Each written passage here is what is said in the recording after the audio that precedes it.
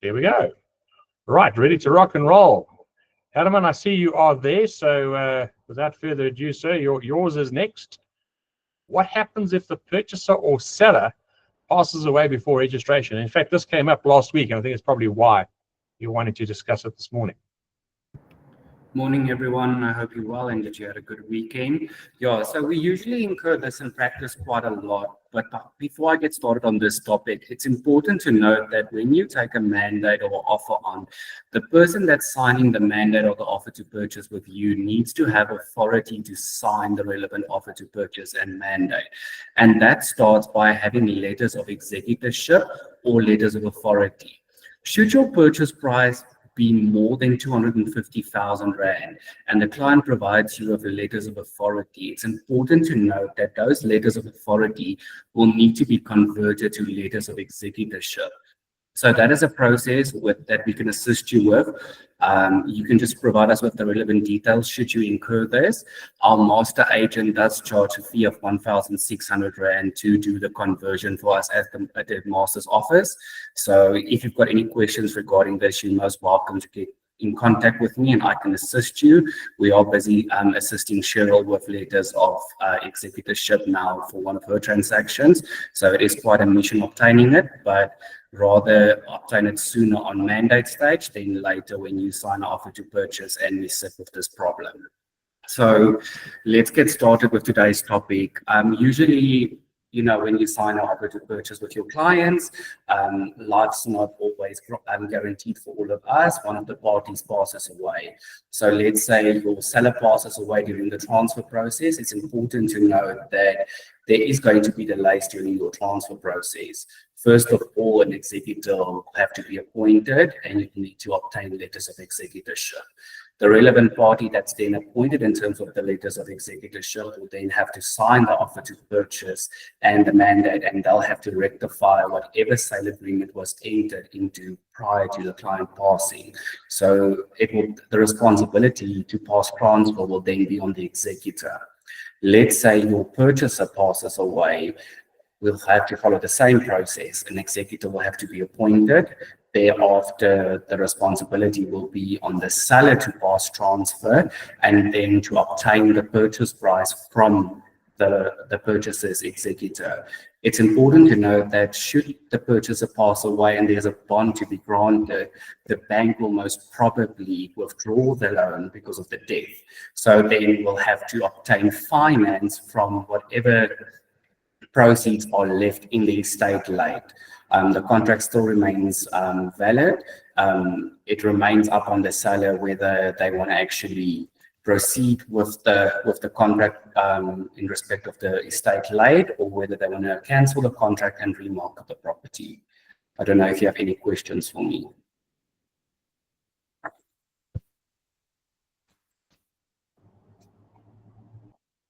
So here's a question, Herman. Well, how long is this process? So let's say we've just signed the deal, and it's 3 weeks later. The bank's approved the home loan, but then the seller dies. And nothing was put in place. It was an unexpected death. How long would it take? Is it 3 months, 6 months, a year? The next question would be, has the seller passed with a will or has he left no will? In instances where the seller's left a will, it can take up to 2 months to obtain letters of executorship. Should there be a dispute where he's left no will and his nearest relatives are in a dispute with one another and it's an interstate succession, that can take up to 6 months because they have to do a next of kin affidavit to state what their relationship with the party is that's buying or selling the property that's passed away, and they furthermore need to then submit documentary evidence to the master to provide sufficient reasons as to why they've got an interest in the estate.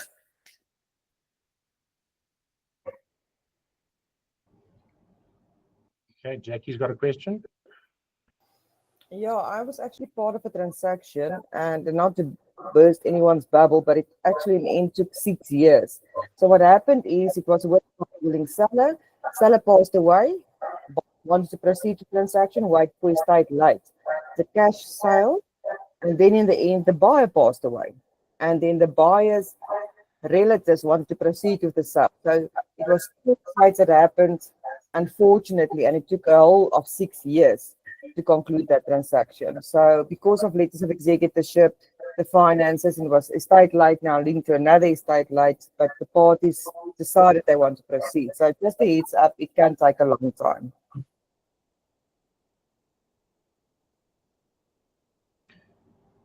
So Herman, I think it's an obvious question, but just as a concern, I mean, obviously none of us have an inkling in terms of when our clients might pass away. Is there any sort of forward advice that one can give, or is it if that were to happen, it literally is untimely, and then one has to go through the process? There's no sort of cheat sheet in terms of how one can manage this a bit better. I think if you're dealing with a company or trust as a buyer or a seller, that actually eliminates it half, because I mean, those entities, it can still survive even if one trustee passes away. I mean, then it's more sufficient and actually easier to obtain or get new letters of authority from the master in respect of a trust, or to change the CIPC records in respect of a company. If we are actually bound to those instances, then that actually assists us in getting it faster over the line than rather dealing with the individual's estate.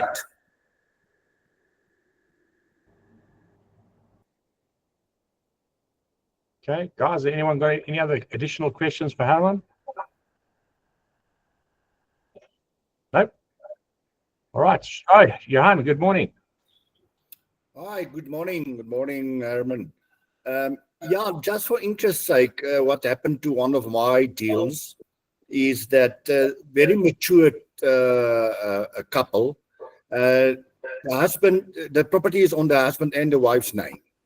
And then the husband got sick, very, very ill, and anything can happen anytime.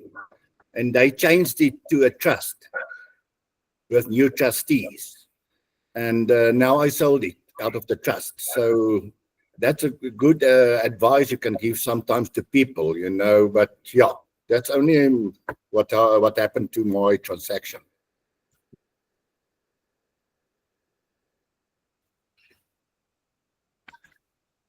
Hello.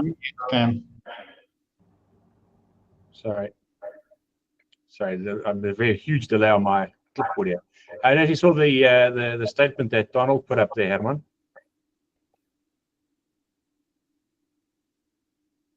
Okay, so Donald asked the question: buyers went 50-50 on a purchase. The other partner passed on, and their son was made executor. Now the remaining partner wants to sell, but the executor is giving a runaround.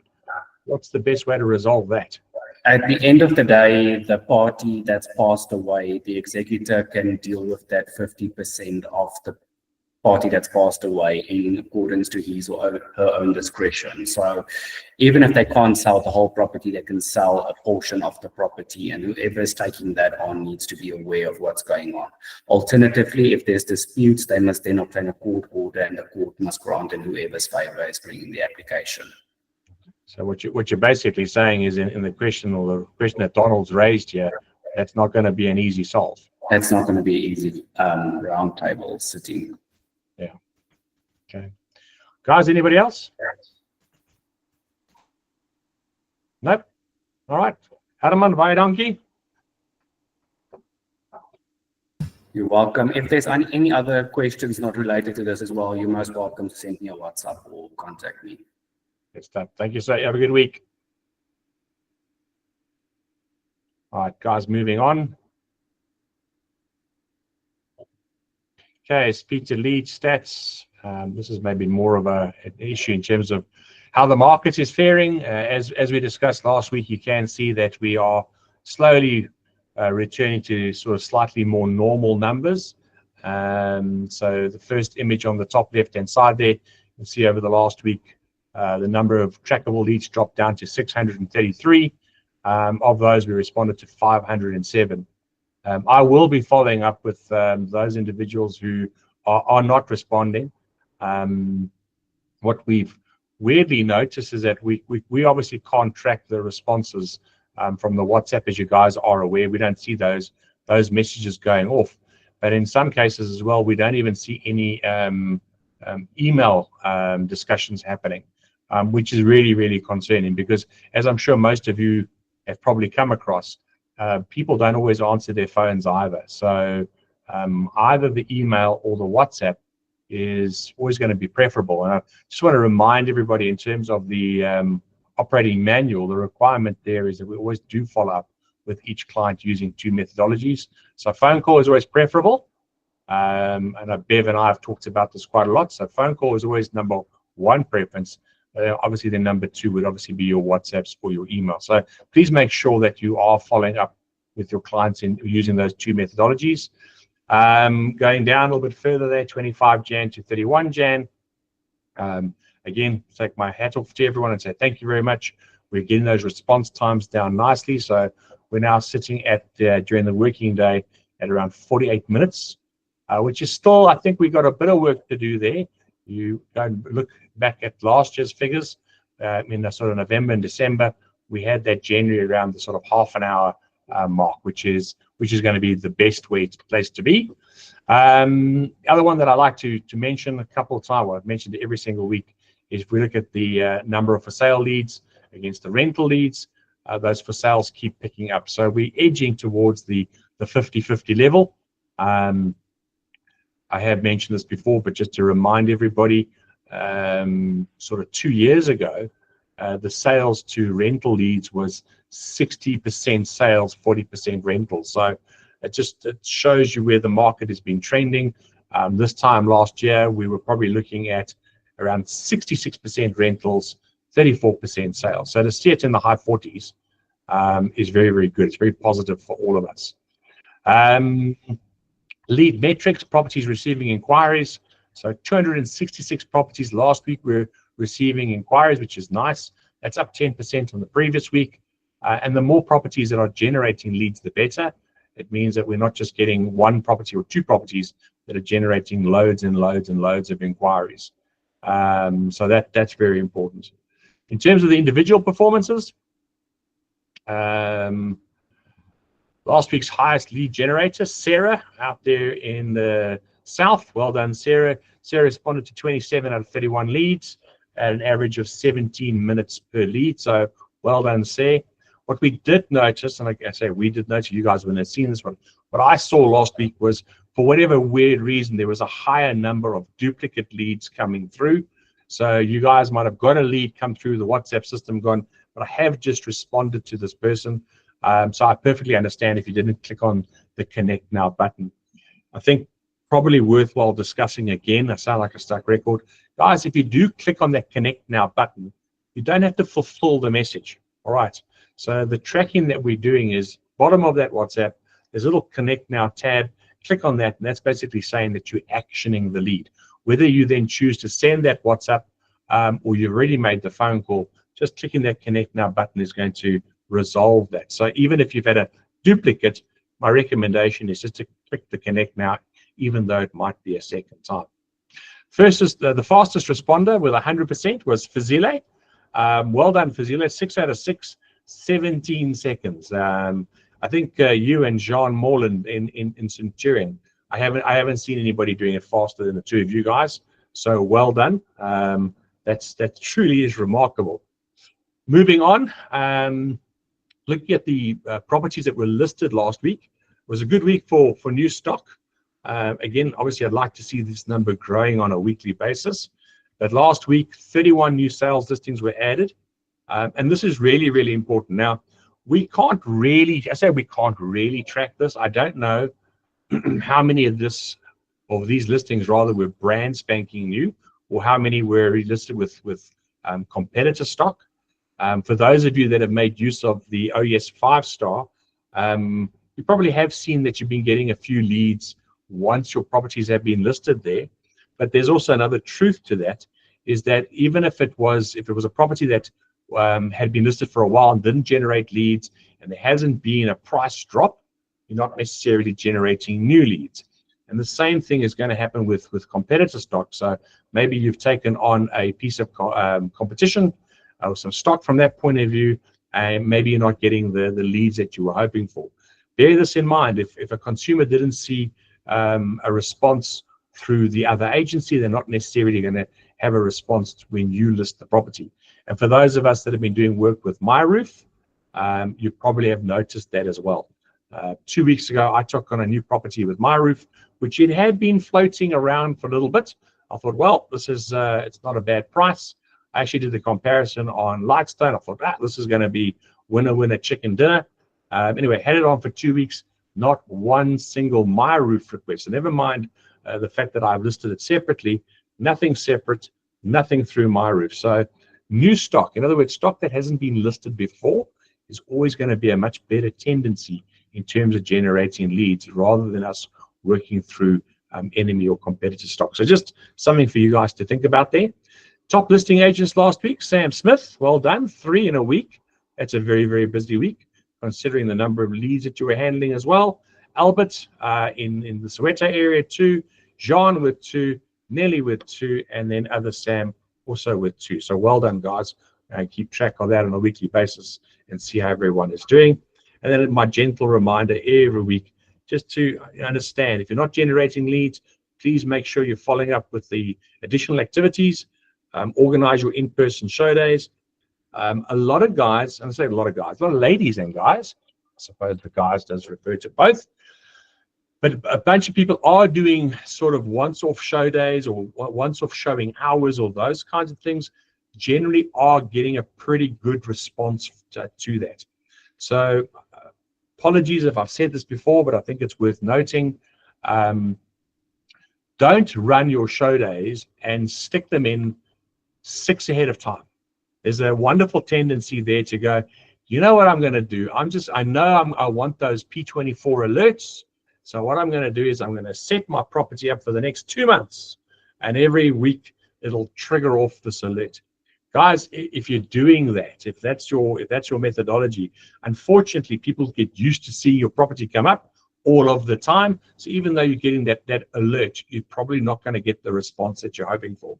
So the idea behind doing these in-person show days or show hours or whatever it is identify 1 or 2 of your properties that you've got. Do 1 or 2. Don't do all of them. Good morning, Mr. Mayor. I love it. I don't know what that background is in there. It's looking very stripy. I think that's Ryan probably supporting Scotland in the Six Nations. They had a pretty good game over the weekend. Right, social media posts. Again, we talk about this quite a lot. Make sure that you are putting up your social media posts. Note on these, if you are doing social media posts, please, guys, just change the photographs around a bit. So, on ours, we can choose which photographs, you can use.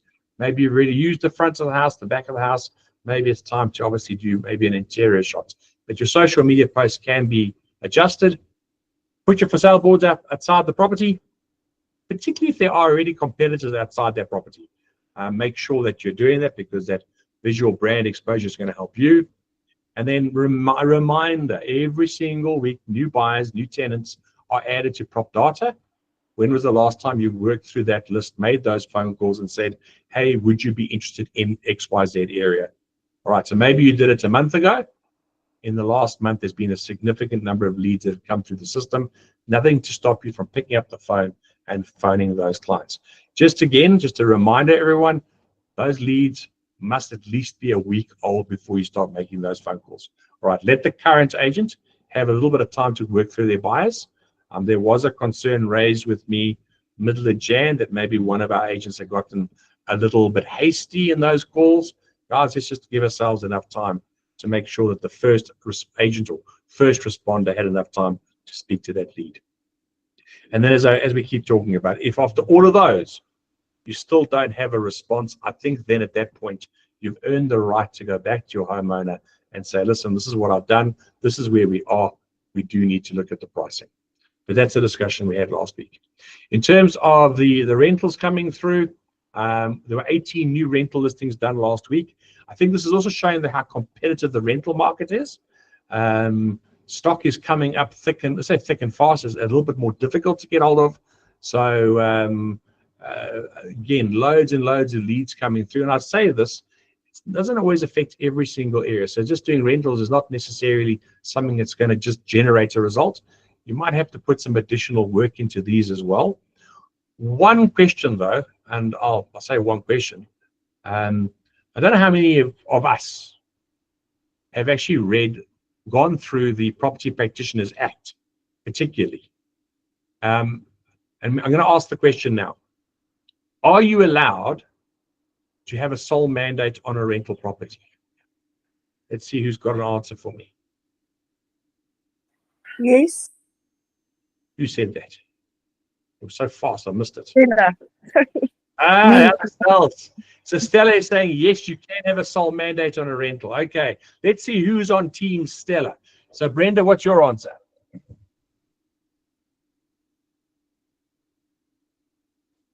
I think Brenda just put her hand up to say, yes, you can have a sole mandate. And I saw somebody put their hand down. I think it was Sam Smith. You said, no, you can't have a sole mandate on a rental. Anybody else? Faith is saying no. Lillian saying no. Nelly saying no. Musa saying no. Rest of you are going, I don't want to take part. I don't want to be picked on. Okay, so if you read through the Property Practitioners Act as it stands right now, there is nothing to stop you from signing up a sole agreement with a landlord. So that thought process was something that came in from the old school, that there was no such thing as a sole mandate on a rental.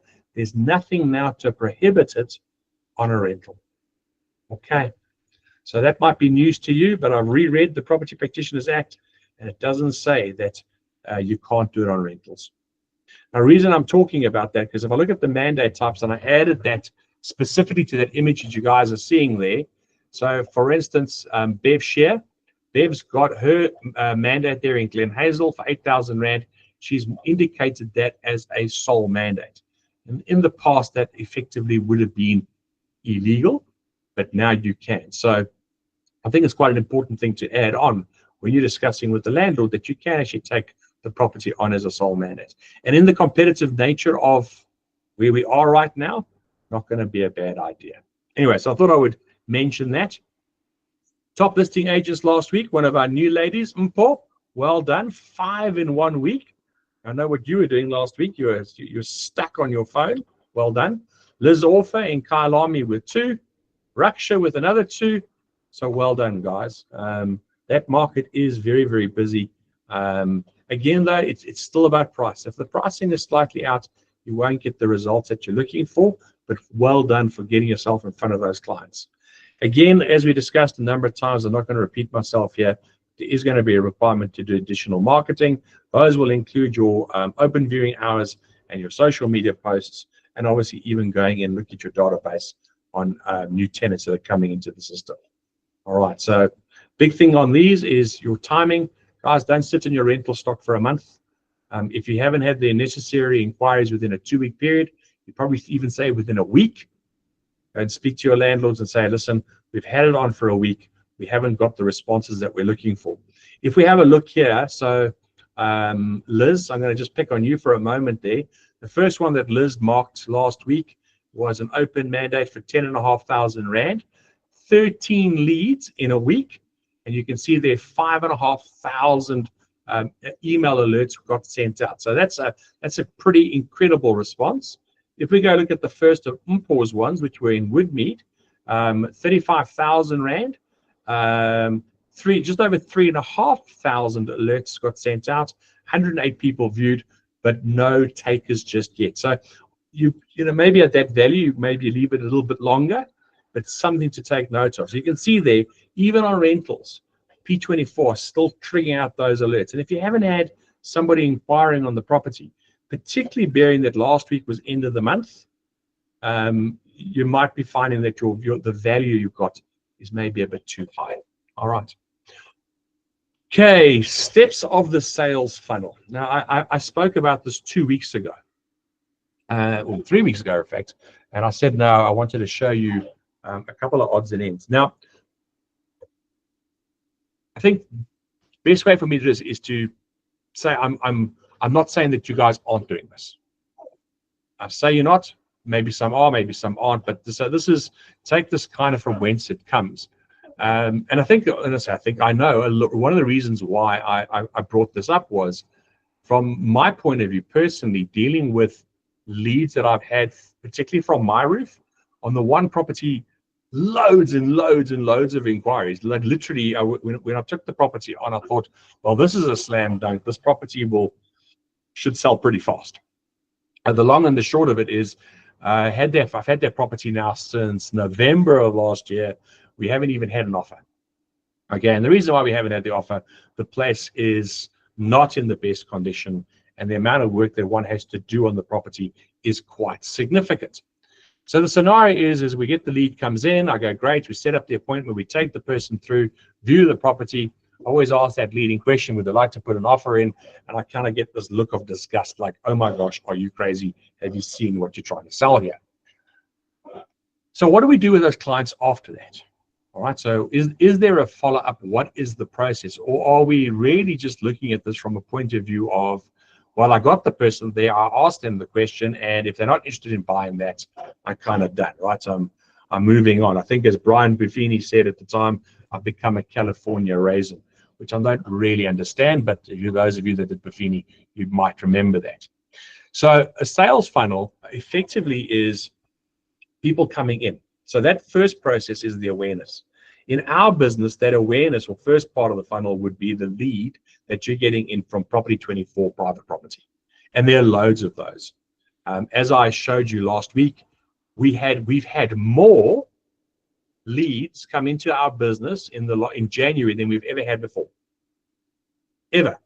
I've gone back. I've literally gone back and I've looked at these numbers from a year ago, from 2 years ago, from even 3 years ago. January was the busiest leads month we've ever had in terms of number of leads that we've captured.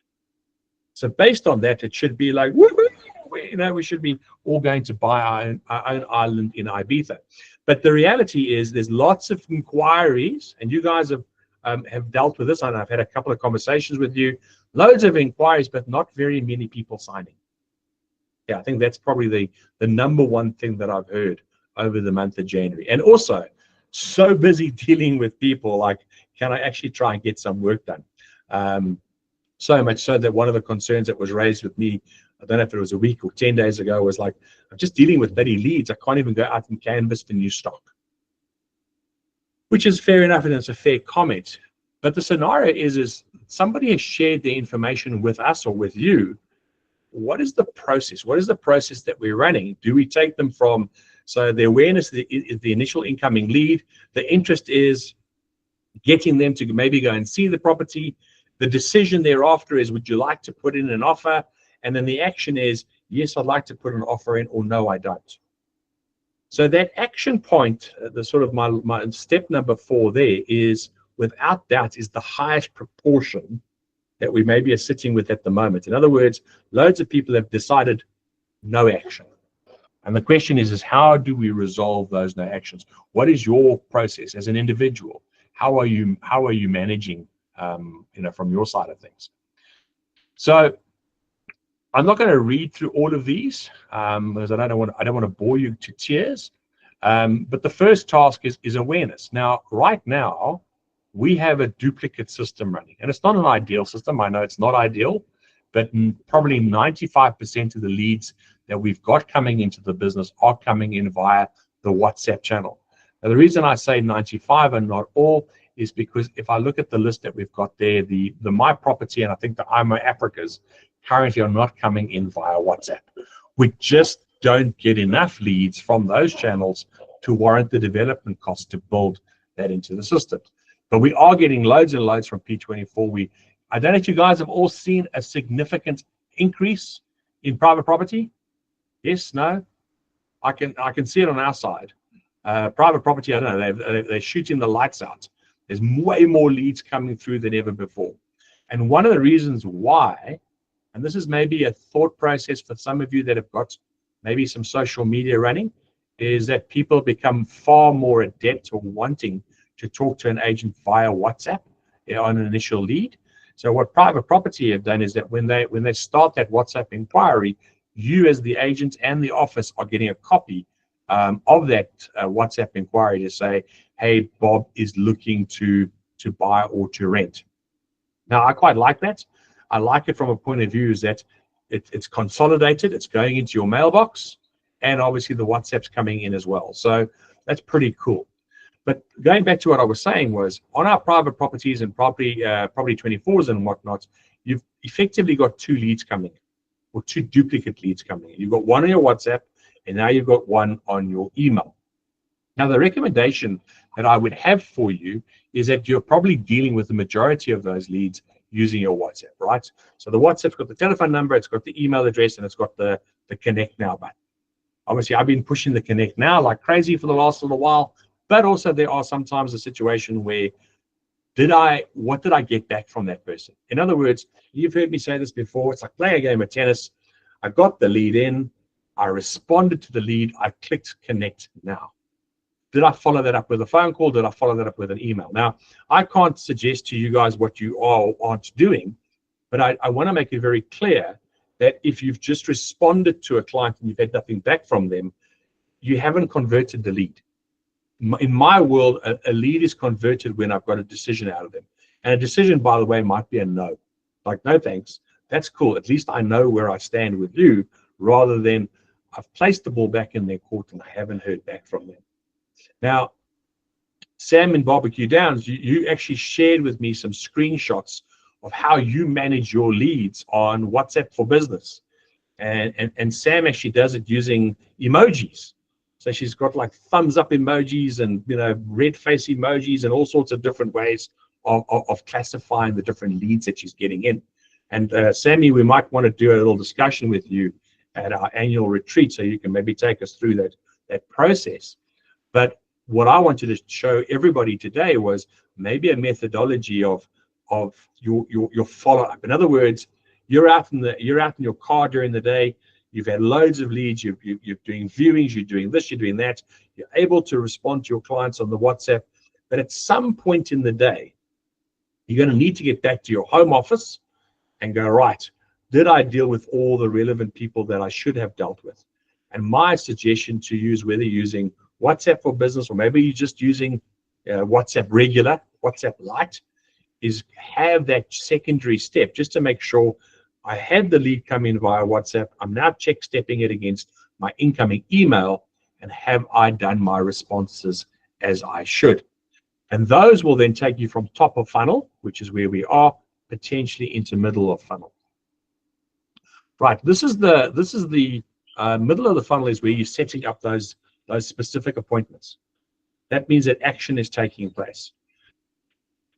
I don't know, what your numbers are, but I would say that of the leads that I have received so far in the last 2-3 months, I'm probably at a point of about 66% people actually wanting to go and see the property. Why 66%? Why are my numbers maybe not as high as yours? Or maybe why are my numbers higher than yours? Again, it might revert to response times. So in certain instances, I can't just take somebody out to go and see a property as and when they want to go and see it. My diary is relatively full, as I'm sure a lot of you are.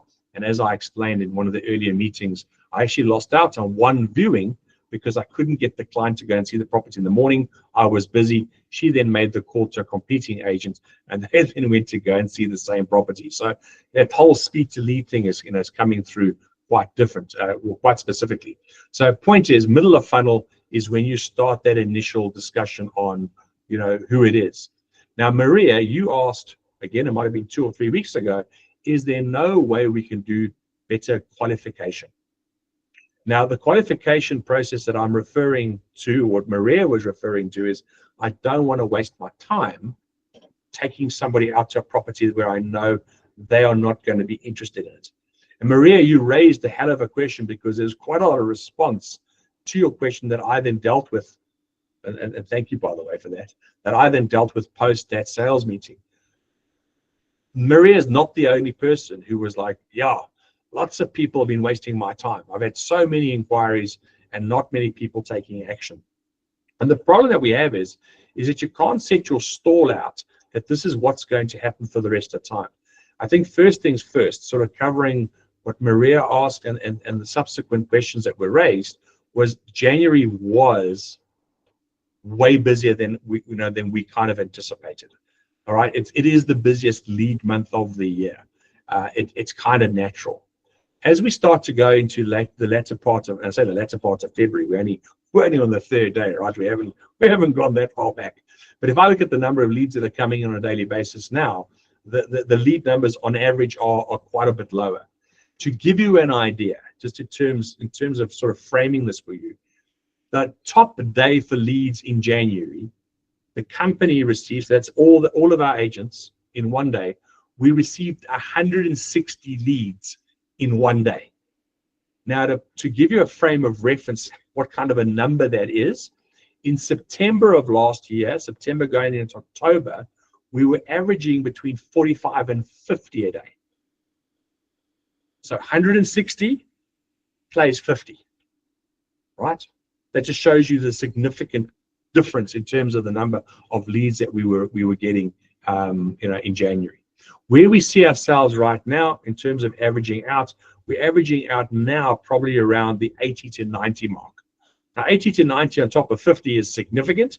80 to 90 compared to 160 is a lot more manageable. Now, again, bear in mind that that's across the entire team of agents. That's not just for the company. That's for an individual person dealing with leads. So for those of you that have been in rentals specifically, and you saw there last week, Liz dealt with, she had 13 leads come in on one specific property. Sean had, and I think we had a joke about this, but Sean had, I think, 35 or 36 leads on a rental property. So there's a lot of inquiries that are coming through. Now the process is, well, how do I manage that? What's the qualification? Now this middle sector, this middle funnel that the middle part of the funnel that we're at right now is where you're going to be doing your qualification. Now I can't tell you that there's only one way to do buyer or tenant qualification. I don't think there is only one way. You basically got to manage that based on the number of inquiries that you're getting on a property. The answer that I gave Maria 2 or 3 weeks ago was, hey, Maria, if I haven't had anybody inquiring on their property, I'm going to take them to go and see the property. I couldn't really care, right? Why do I say that? Well, let's find out who you are, what you think of the property, because I also want to be able to provide some feedback to my seller. Guys, real-time feedback to your sellers is incredibly important. Would you like to put an offer in? No. Why not? Have you seen this place? It's a dump. Obviously, we're not going to say that to our seller, but we are going to say, unfortunately, the condition of the property wasn't ideal. There's this, there's that, there's the next thing. If you were to put an offer on the property, what would your value be? Geez, I wouldn't give you more there. So having those views is massively important, right? Now, that's on a sales property. On a rentals property where you're getting so many, you don't know whether you're coming or going, your qualification process on the phone might need to be a bit more specific. If you're having that many inquiries, one of the things that I know that our busier rental agents have done is they've set up specific viewing times. They're going, listen, I can't handle this one by one nonsense. I'm going to, no problem. Our next viewing is Thursday between 4 and 5. If you can make it, love to see you. If you can't, I'm not worried about it. I've got another 30 people wanting to see the property. So that might be the way that you start to qualify the people that are interested in seeing the property. Okay, so don't put everybody into one pot. You've got to adjust your pot based on the property. I hope that makes sense. I'm getting a couple of thumbs up, so maybe I am making sense. Hopefully I'm not rambling.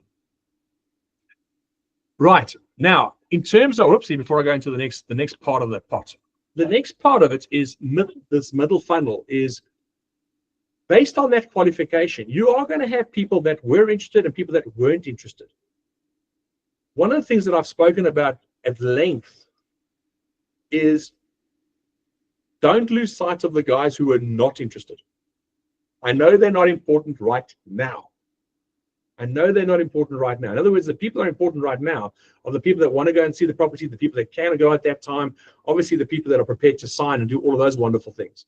But the people who haven't signed right now are just as important, but they're later, their importance comes a little bit later. In other words, where are they in their, and I hate to use this, but where are they in their property journey, right?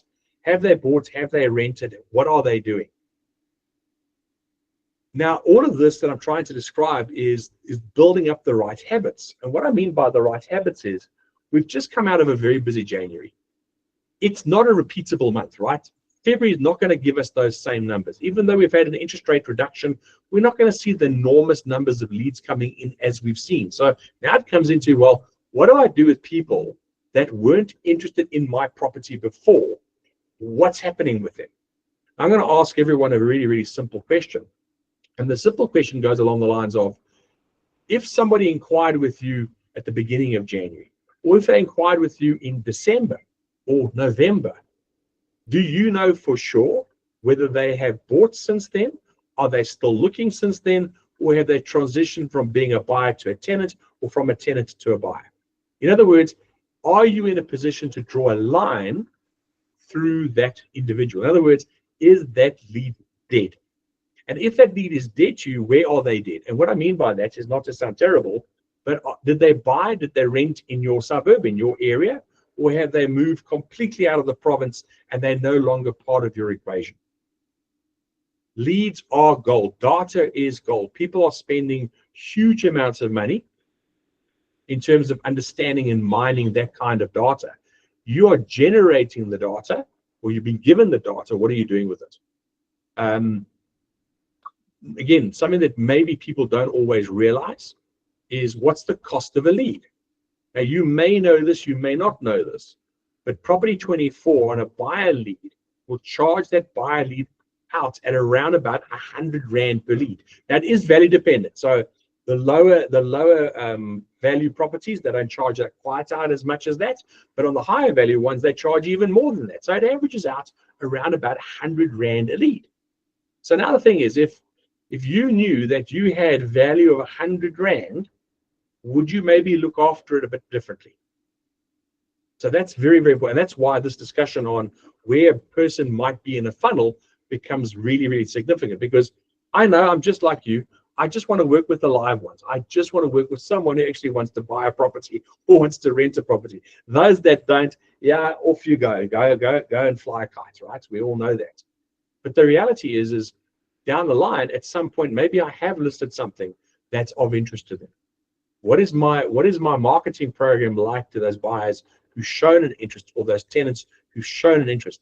Am I able to go back to them and say, I've just listed?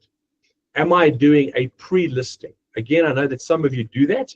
You've got your pre-listing packs, and you say, this property is coming new to market, but here is my upcoming rental. Here is my upcoming for sale property. So it's just, again, some food for thought. So this is in your middle funnel. And what I'm saying is, it has to move out of the middle funnel into another funnel. Maybe it's a warming up funnel. You got to give it a different name. I'm going to show you some examples in a moment. But you do need to move these people around. In other words, don't just throw away a buyer or a tenant who didn't actually transact with you. Okay, I think that's really what I'm getting at here. Oopsie. Right. Number 4 is action, conversion. Now, in terms of this, the proposal, the quote to qualified leads, this would be the offer to purchase or the application. One of the things that I dealt with, and again, I know that you guys are also dealing with this, but maybe it's worthwhile the discussion, is when somebody does want to put an offer in, or somebody does want to apply to rent a property, have you actually got all the necessary documents?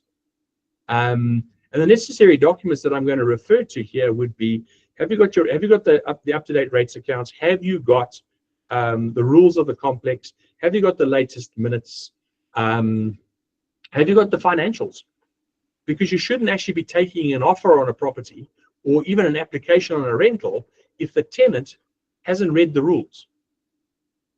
Now, if you start to put that process in after they've shown interest in the property, you actually then might lose them, because they need to take the property now. So this actually came up in last week's fireside chat that I used or spoke with our academy guys. And it's something that I don't believe that everyone is actually doing. So the conversion process, the offer to purchase, the application, is not just about that. There's a lot of supplemental information that needs to come in before that. So are you in a position to do it? And again, where do they sit in terms of that funnel?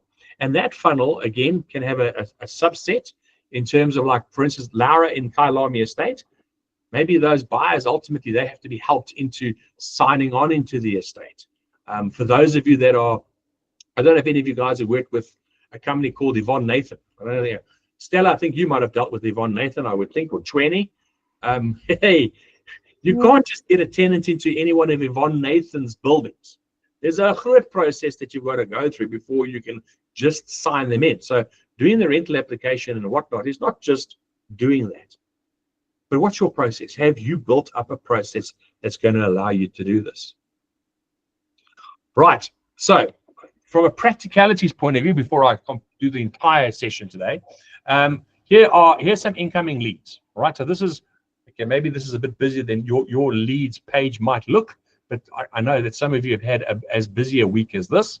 Now, this is obviously our capture all. So I'm sort of overemphasizing things. So my thought for everyone here would be, I'm going to get my props. My thought here is that you would have your phone, you've had your WhatsApps, you've dealt with the client using the WhatsApp, you've made the phone call.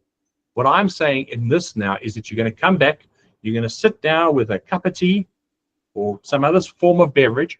You're going to sit down and you're going to do your cross-cast. In other words, have I dealt with all of my relative clients? And you're going to do that using your email as an example, right? So here we have our mails. Ideally, there should be a match on your WhatsApps. Right, go into the mail and I go look and say, Angeline. So Albert, I hope you have dealt with this lady. So Angeline was interested. What did I do with Angeline? Did I phone her? Yes. Have I made the appointment? Is she coming to see the property? What have we done with her? Now, what's cool about this, and David, thank you very much for showing me this because I wasn't aware of this either, is at the top of the page, I don't know if you guys can see my cursor. Let me see if I can't make this a bit like. You guys see my cursor now? The top of the page over here, you've got this little like clock thing with a checkbox. That clock thing with the checkbox is so cool because that is a tasks button, right? So if I go and click on that tasks button over there, it then adds a task. Now at the moment, and forgive my dodgy spelling, guys, I know appointments is not spelled with a single P, but what it does is it now moves this mail into my tasks. In other words, I have to now do something with this task. And it could be, and I could put this task in whichever funnel I want to put them in. Again, I'm going to show you how to do that now. But so this is for leads, right? But you could run tasks for all of your mails. In other words, and again, Samantha, I know that you've dealt with loads of this, that you've got them all characterized. Now, for a lot of people, what you might have done, if I go back one step, is a lot of people, what they would have done in terms of, if you look at my under compose, I've got inbox and start and snooze and drafts and all of those, is a lot of you put them in folders, right? So your inquiries go into folders, and that's cool. But once it's in the folder, where are you in the folder? So your folders is for those that are very, very sort of admin orientated. Thumbs up, well done. But what have you done with them? Now that they've got into that folder, what was the process? So the tasks are going to help you with understanding how are you maybe running with that process. Is it working for you or not? So I now go into my calendar. Now I'm showing you my calendar specifically because I want to show you how you're going to create the tasks page and your different funnels. Now this, I know as I talk through this, this is sounding like it's a lot of work. So I know a bunch of you guys, but Cam, we've got this in prop data. You showed that to us, and that thing was so slow. I would have died an old person before I even got to it. This is going to be a lot faster because you can do this on your computer or you can do it on your phone. All right, you don't have to rely just using your desktops. And as I say, it's a hell of a lot faster. If we go across, you look at the top of your page there, you can see in the little blue part next to week, my calendar is highlighted in sort of a light blue, and next to that, I've got a tick mark in a circle. So that is the tasks bar. Now, if I click on that, it opens up this view. Now, this takes us back to a slightly different view than what we had before. You remember my terribly spelled appointments? You'll see them there, right? Single P. So I've got one funnel currently in my tasks bar, but it's only one funnel. That doesn't work, doesn't help. So we want to create more. So in other words, I'm taking a person from level A to level B. I'm taking them through the funnel, right? And Ryan, you can have as many funnels as you like. So again, I just love the Scottish background that he's got going there. So below this, I can now create a new list. And the word for new list is a new funnel. Let's use the language choice that I'm trying to create here. So if I go down there, I click on create new list, I can now enter a bunch of different names. So what I did was I created loads. So I've got lead follow-up funnel, I've got no appointment set funnel, I've got viewing completed funnel, I've got discuss property after viewing funnel, I've got send OTP rental application. In other words, you can create loads of them. All right. I will give you this little bit of advice. Don't go over the top and create too many. Okay. Otherwise, you'll be creating almost more admin for yourself. So this is going to be maybe a bit more specific, that you might have, maybe you're doing way more rentals, and you might have maybe less funnels because you're doing more rentals or more. I don't know. It's really going to be up to you. I'm not going to tell you how to run your different businesses, but you can see again on the left-hand side here under my all tasks, I've got all my different lists. So currently I've got urgent to do, lead follow-up, no appointments, viewing completed, discuss property, send OTP, etc., etc. Now that's all lovely. And you guys are probably going, yeah, Cam, that's awesome. But how usable is it? Well, the truth of it is that maybe what I do need to do, and I am going to have to do this, I'm going to go and show you a live. Can I show you a live version? I'll try and show you a live version. But reality is, and actually, maybe I'd have to show you the live version. Let me just go back to my actual presentation here. Can everyone see my presentation? I'm not on, I can't hear anybody and I can't see you at the moment. But effectively, my urgent to-do list, you can see here, I've got to phone Mr. Jones regarding the Counting Pros. It's my own little stupid joke. But if I now am going to move him from Mr. Jones and I want to move him across here to viewing completed, all I'm going to do is left click and drag him across to any one of the funnels where I want to put it. In other words, there's no requirement to shift and type or do anything. I can just move the individual to the respective place. And if I want to make an additional note on that, I literally double click on the listing, click, it'll open up. And in that, I've then got the person's name, I've got the email, I've got their phone number, I've got everything there is to know about that particular individual. Maybe you're going, yeah, but everything's a private property listing inquiry in Amberfield. I only work in Amberfield, so I'm only going to have those in Amberfield. You can then adjust the heading to Mary Poppins, 23 Ambleside Road, and then move Mary Poppins according to whichever funnel she needs to be in. Is that making sense, guys? Is that helping? Okay. I don't know whether I've had a thumbs up or not. I had an exploding hand here, but I hope that's enough of a response. Yeah, but really nice, easy and quick. Everyone's got the access to it. It's not slow. I mean, Prop Data, hey man, I love Prop Data. I think it's an amazing system, but that thing literally is like watching paint dry. So this, just to reiterate, this is a cool way to make sure that you've dealt with all your inquiries. So number one, did I speak to everybody? And then number two, where am I in the process? Are they lead? Are they live? Are they dead? Are they crossed off? Okay. Cool. Right, guys, photos, please. People are still uploading photos, 5 megs a photo. Please, please, please, please, please reduce your photo sizes before uploading them. Okay. I'm going to keep adding it every week. And I don't know, maybe until I've lost all of my hair. But let's keep doing that, guys, please. And then Jackie got some good news for us. Disa and Dylan are running one of their first onlines. So a process that we talked about a couple of weeks ago. We're going to be trialing that over the next 3 weeks. So really looking forward to that. I've actually got sort of a semi-process written behind me, which is why you guys can see my whiteboard again. Congratulations to Jacob on his first mandate, auctions mandate. So a round of applause for Jacob. Well done, Jacob. I think there's a number 2 coming there as well. So congratulations to him. So yeah, auctions team is now up and running. Lekker stuff. Right. Sas, is there anything you want to chat about with the pop-up shop? No, just that we're going to be obviously doing it like we said last week. please start your collections, put it out to your communities, but nothing to come to the office, please, until after the 1st of May, or Cameron won't be very happy with us taking over the training room again. So, but it doesn't stop you from making collections if you've got space in your garage, or at least telling your clients and your community that you are collecting these items. Shoes are super important, as well as men's clothes. We know that men don't go through their wardrobes nearly as many times as women do. So please try and do so, and find some shirts that are not holy yet, please, because I know that also when you guys only tend to throw things away, and see what you can donate, because yeah, it was very well received last time. It was just too few men's clothing and shoes. Thank you. Cool. I'm gonna say this, and it's obvious, but this is an incredible.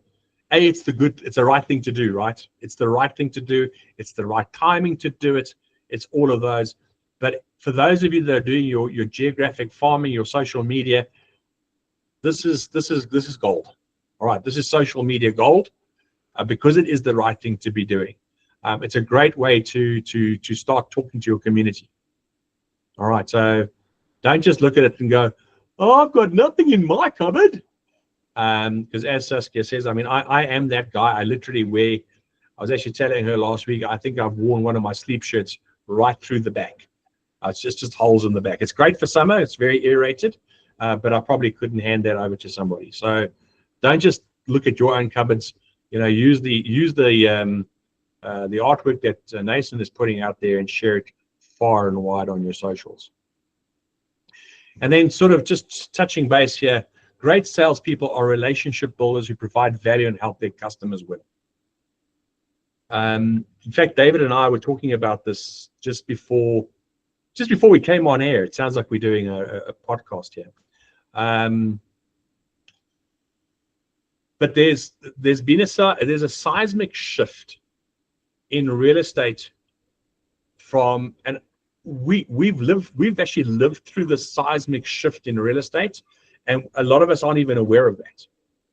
And the seismic shift in real estate now is the things that we used to do, and I say what we used to do prior to COVID, and we were successful with prior to COVID, are not nearly as successful now as they were then.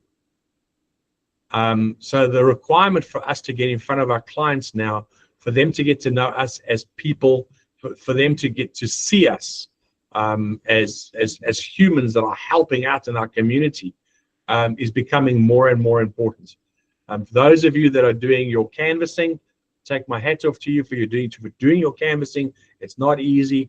It's something that has to be done, but you have to make sure that on top of your canvassing, that you're adding in your social media aspects about why people should be working with you. So, you know, you might be making your 100 calls a week and you're not necessarily getting the responses. You've got to do that, and you've got to have your presence. Your brand presence has got to be out there. So Johan and his team, they like to do their parade of power, and they go and they put out their flags and their gazebos and the stuff on a Friday morning or whenever it might be. That's one visual representation. But obviously, not all of us have got all of that paraphernalia. But are you putting together your social media? Are you a constant presence in your area? And I don't think enough of us are. That's the reality. So those agents, and I say those agents, whether they're competitor or not, those guys that have got a louder voice, those that are getting more of the business, are people that are being seen more by their community. How are you being seen? You know me, I've been banging my drum about, are you running show days? And you guys laugh at me like, ha, ha, ha, ha, we don't run show days. I've got better things to do with my Sunday. Great. What are you doing to be seen? All right. So Ryan is shaking and nodding his head. But Ryan, I know you have a lot. How many conversations are you having? How many people are you talking to? All right. There's a reason Ryan's got that big, thick neck. It's because he spends all day talking to people. All right. So you're either talking or you're showing, but you've got to be doing something, and you've got to be doing it all of the time, which is why we have this. This is not just the way we finish a meeting. This is the way you're supposed to be running your business. All right. Guys, that's it from me. I don't know if there's any general comments from Dave or Saskia or from somebody else.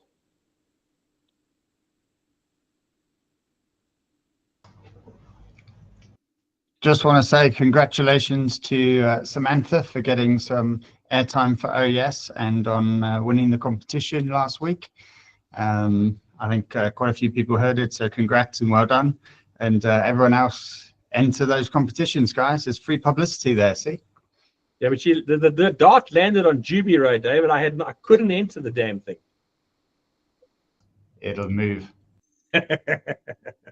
All right, there was a competition on Hot 1027, and Sam, thank you very much because you let them know that you work at OU's Properties, and they then asked you, do you own Barbecue Downs, to which Samantha basically said she does. And I think her competitors agree with her. So well done, guys. Thank you very much, everyone. The rest of you have an absolutely wonderful rest of the day, awesome rest of the week, and we'll chat to everybody soon. Oh, by the way, before I go, if anybody wants to jump onto our weekly fireside chats, where we just talk about stuff that we're going through, right, on maybe better methodologies, or it's like a problem-solving workshop. Just ask him to please add you to the fireside chat. It runs every Tuesday at 10. It really is designed for our previous academy guys. But if you're wanting a dose of some enthusiasm and motivation and maybe some how-tos, feel free to join us tomorrow at 10. Until next week, cheers, guys. Bye, everyone. Have a great week. Have a great week, everyone. Everyone. Thank you. Bye. Hi.